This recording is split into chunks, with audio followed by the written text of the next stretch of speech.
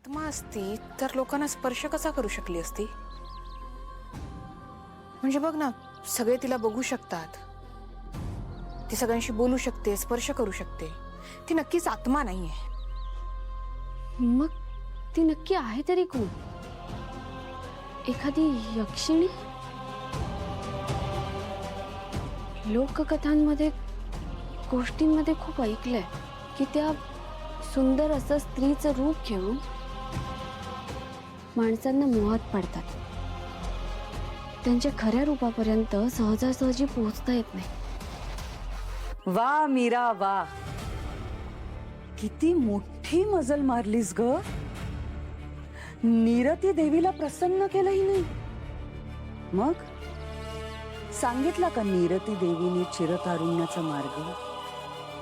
मला चिरतारुण्याची गरज नाहीये. हो, अरे देवा, मग तुझी सगळी मेहनत वाया गेली ग. बिचारी.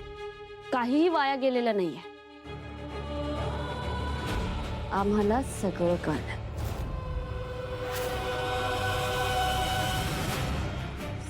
सगळं कळलं? अरे देवा, सगळं कळलं तुम्हाला? म्हणजे आता तुम्ही मला मारून टाकणार? हा, मारून टाकणार ना? मग एक काम करा, वेळ वाया घालू नका. मला आत्ताच्या आत्ता इथे संपवून टाका मला. हा, तुझी ही इच्छा लवकरच पूर्ण करू. लवकर करा,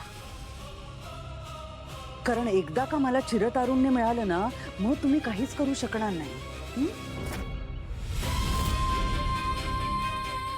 तसं तुम्ही आत्ताही काहीच करू शकत नाही म्हणा. एवढी हिंमत वाढलीये तुझी? मग तुझं खरं रूप दाखव आम्हाला.